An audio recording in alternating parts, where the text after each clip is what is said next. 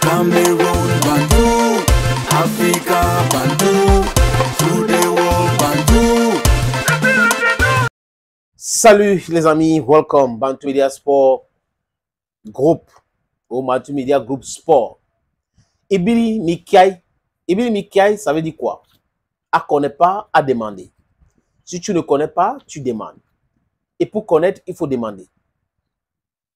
Le savoir sans questionnement est comme ci, comme ça. Les amis, le Cameroun, c'est le nid de la corruption. Le Cameroun est géré comme Ateba Yene avait dit. Premier ouvrage. Le management de l'opacité et le drame de la société camerounaise, l'insolite et la complaisance au détriment du mérite et de la compétence. Je prends un autre ouvrage de Ateba Yene pour que vous compreniez bien ce que je suis en train de dire. L'autre ouvrage, c'est quoi? Le Cameroun sous la dictature de loges, des sectes, du magico-anal et des réseaux mafieux, des véritables freins contre l'émergence en 2035. Voilà ces ouvrages de Charles Ateba Yene. Pour que vous puissiez comprendre que la corruption, c'est le modèle de gouvernance au Cameroun. Est-ce que vous pouvez compter le nombre de ministres qui sont en prison pour avoir détourné des milliards? Des milliards. C'est pour faire quoi? Ils ne créent pas les industries avec cet argent.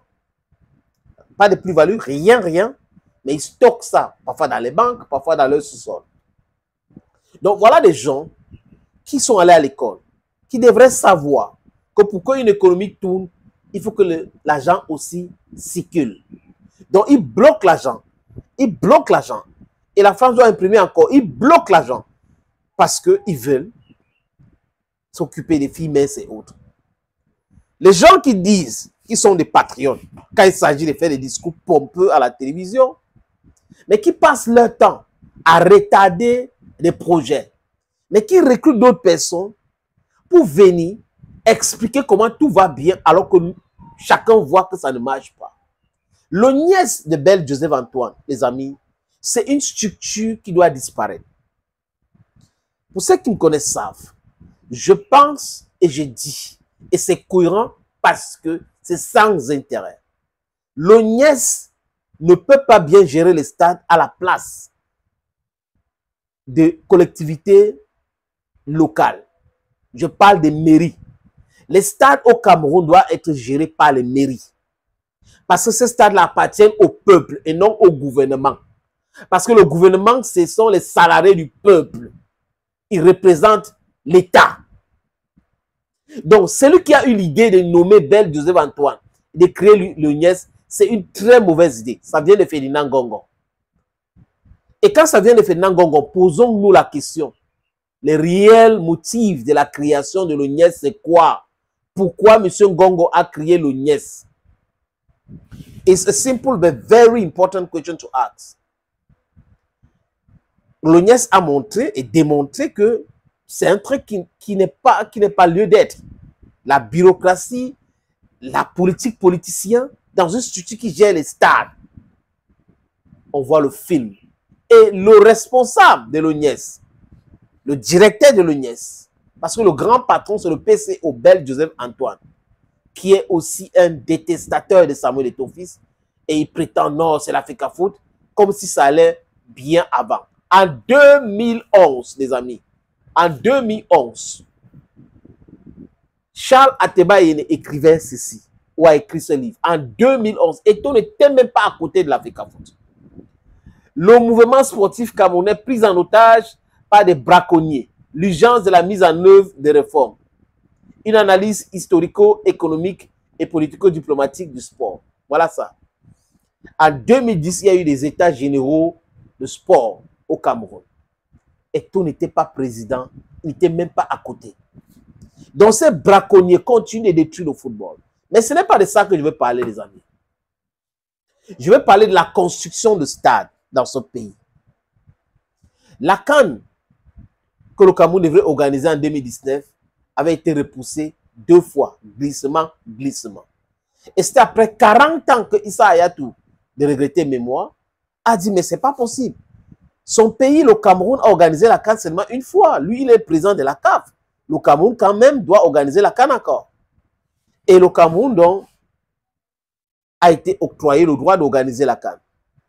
Et c'était une grande première, les amis, parce qu'il y avait beaucoup d'autres équipes qu'on avait ajoutées. Ce n'était pas le petit modèle. Je dis ça comme ça, je ne sais pas si ça se disait dans le football. Donc, il fallait beaucoup de stades. Il fallait construire des stades dans beaucoup de villes du Cameroun. Et l'État du Cameroun a dit que oui, on sera prêt. Ismaël Bidoumpat, ancien ministre de Sport, avait dit quoi? Sur Africa 24, l'émission a été tournée au Palais des Sports de Yaoundé. Il avait dit que les stades seront prêts. Et quand le chef d'État parle, vraiment sa parole, c'est l'évangile. On a vu que on a glissé la CAN. Et qui est venu intervenir pour qu'on glisse la CAN?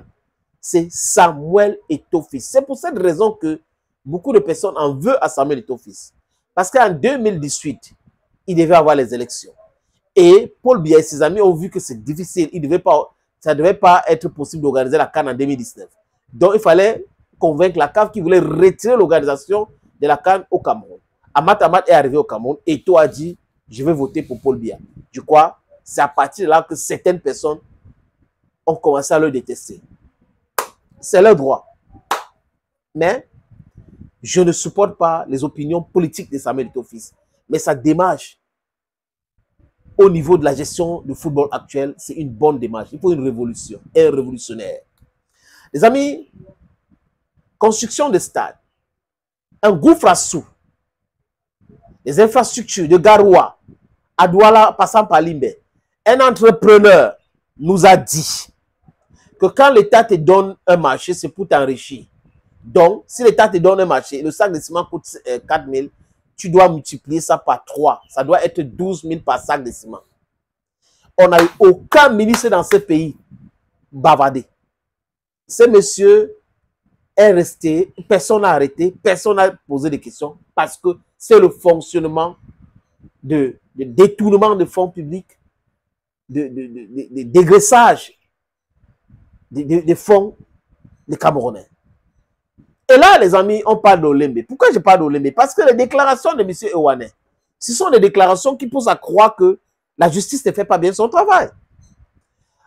On a donné l'argent pour construire ce complexe. Jusqu'à un conseiller, un cadre au ministère des Sports, Cyril Toulou, nous a dit que tout ira mieux en 2021, vraiment, même l'hôtel, tout va bien. On va livrer tout. Attends. Nous sommes en 2025. Le complexe sportif d'Olembe, qu'on nous avait promis, on voit quoi? On voit le stade, uniquement le stade et les stades annexes. Les autres, le centre commercial, l'hôtel 5 étoiles, est passé où? Le responsable de l'ONIAS vient nous dire, il faut l'argent. Il faut l'argent pour construire les autres, vraiment, voilà. Donc, on est des ding-dong de la face, de pas des Camerounais, qui avaient déjà financé totalement la construction à 2 reprises. On vient dire qu'il faut encore l'argent. Vous comprenez qu'il y a quelque chose qui ne va pas. Aucun journaliste dit sportif, aucun blogueur anti-Eto'o ne fait écho de cela. Parce que la main qui a détourné cet argent, c'est cette même main-là qui les nourrisse. Thank you, friends, and bye-bye.